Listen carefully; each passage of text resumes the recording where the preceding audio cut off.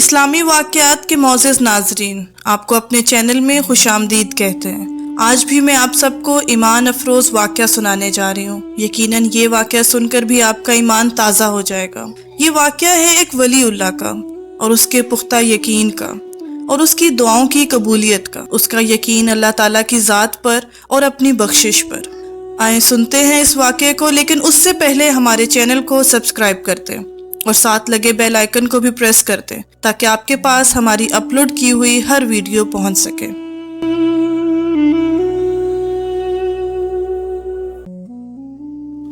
بسم اللہ الرحمن الرحیم۔ السلام علیکم۔ یہ واقعہ ہے ایک ولی اللہ کی مقبولیت کا۔ بیان کیا جاتا ہے کہ بصرہ کا ایک سردار ہمیشہ اداس اور غمگین رہتا تھا۔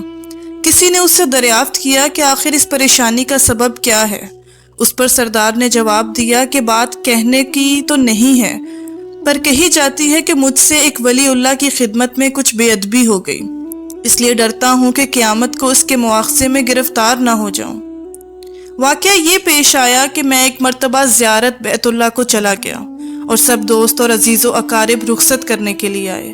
حسب دستور کچھ دور چل کر میں نے سب کو لوٹا دیا، مگر ایک شخص زید جو میرے خواص میں سے تھا واپس نہ ہوا اور اس نے میرا پیچھا نہ چھوڑا۔ مجبور ہو کر میں نے اس کو جھڑک دیا کہ بیت اللہ کو جانا بھی کوئی آسان سمجھا ہے جو میرے پیچھے پیچھے چلے آ رہے ہو؟ میرے پیچھے پیچھے مت چلو اور میرے ساتھ نہ چلو، اور جس راستے سے تیرا جی چاہے تو چلا جا۔ کہنے لگا، اے آقا، کیا خدا اس پر قادر نہیں کہ تم کو زیادہ راہ جلد پہنچا دے اور مجھ کو بے یار و مددگار چھوڑ دے؟ یہ کہہ کر اس نے اپنی راہ لی اور میں اپنے راستے سے چلتا بنا۔ راستے بھر کہیں وہ مجھ کو نظر نہ آیا، واللہ عالم کہاں پوشیدہ ہو گیا۔ جب خدا کے فضل سے مناسک حج سے فارغ ہو کر میں مدینہ طیبہ کو چلا تو کیا دیکھتا ہوں کہ زید آ گیا اور سلام کہہ کر میرے پاس بیٹھ گیا۔ میں نے حیرت سے پوچھا کہ حج کر آیا؟ کہا ہاں۔ پھر میں نے طنزاً کہا، حج کی سند بھی ملی؟ تو کہنے لگا، کیسی سند؟ وہ کس کام آتی ہے؟ میں نے کہا، حج کرنے والے کو بیت اللہ میں غیب سے چٹھی آتی ہے جس میں لکھا ہوتا ہے فلاں بن فلاں حج کو آیا تھا اور اس کا حج قبول ہو گیا۔ پھر اس سند کے ذریعے قبر اور حشر کے عذاب سے نجات ہوتی ہے۔ یہ سن کر زید روتا چلاتا بیت اللہ کو واپس چلا گیا۔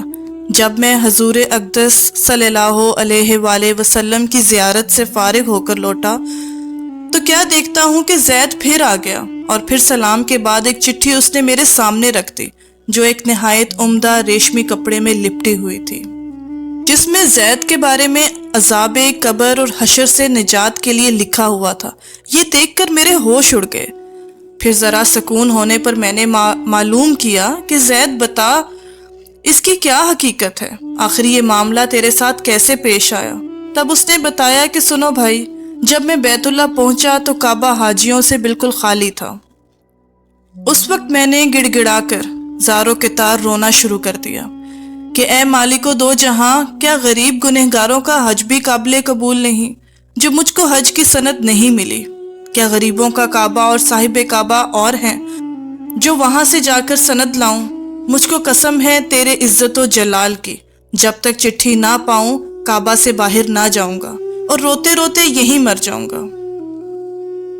اچانک غیب سے آواز آئی کہ اے زید، نجات کی چٹھی لے اور جا اپنی راہ لے۔ پھر یہ چٹھی میرے ہاتھ میں آ گئی، اس کو لے کر میں چلا آیا۔ یہ سن کر میری حیرت کی انتہا نہ رہی کہ اللہ اکبر، اس شخص کا یہ اعلیٰ مرتبہ ہے جس سے میں آج تک واقف نہ تھا۔ پھر عزت و احترام کے ساتھ میں اسے اپنے ساتھ بصرہ لے آیا اور وہ چٹھی نہایت احترام و تعظیم کے ساتھ ایک صندوق میں بند کر دی۔ جب کبھی جی چاہتا تو انتہائی ادب و احترام سے نکال کر اس کی زیارت کر لیتا، چومتا اور آنکھوں سے لگاتا تھا اور پھر محفوظ کر دیتا۔ اتفاقاً میں کہیں سفر میں تھا کہ میرے پیچھے زید کا وصال ہو گیا۔ جب میں واپس آیا تو اس خبر سے میرے رنج کی انتہا نہ رہی کہ افسوس میں ایسے ولی اللہ کی تدفین میں شامل نہ ہو سکا۔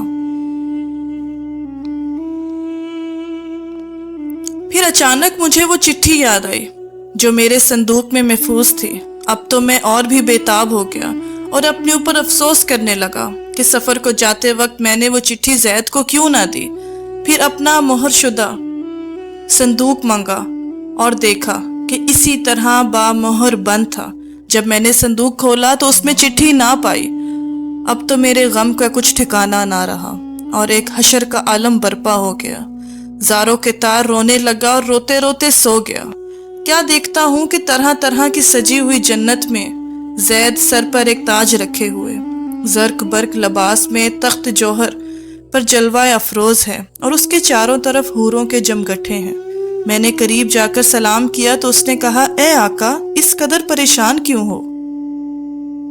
میں نے کہا، مجھے یاد نہیں وہ چٹھی تو نے مجھے دی تھی۔ کہنے لگا، وہ تو یہ ہے اور اس کی بدولت یہ دولت و حشمت مجھ کو حاصل ہوئی۔ اب آپ کچھ تردد نہ کیجیے، میں اپنی منمانی مراد کو پہنچ چکا ہوں۔